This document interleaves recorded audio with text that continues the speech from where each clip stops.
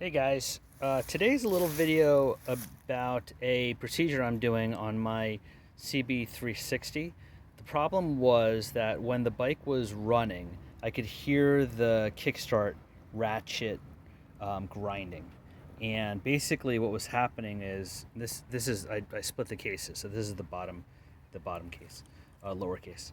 So basically what was happening, this is the kickstart spindle here, all right? And when you push the kickstart lever down, it engages, all right, and that gives you the ability to spin the gears, okay. But what was happening is that ratcheting, see where those sort of these two gears meet here, this wasn't completely disengaging. So when the bike was running, it was like that rather than completely open.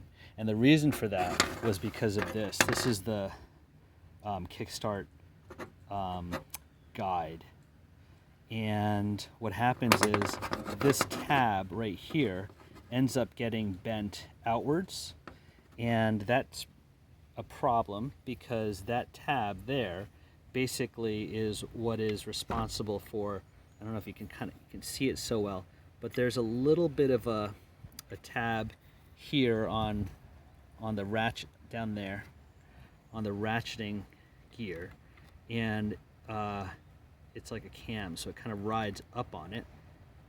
So you can imagine that if that guide is bent toward the right, what's going to happen is it's going to prevent the ratcheting mechanism from fully disengaging. It has to be bent. It has to really pull it back and pull it off of the sprocket teeth. So that was a problem. So I got that replacement guide, and yeah, indeed, when you look at it side by side, this tab is much more bent back. And apparently what happens is that these often crack. In my case, it bent. Theoretically, I guess I could have bent it back, but I just went with a new old stock replacement guide, and it's kind of a pain in the ass to replace, but hopefully that'll resolve that problem. But again, it's the issue is it's not disengaging fully. So I hope that helps somebody. And there you go.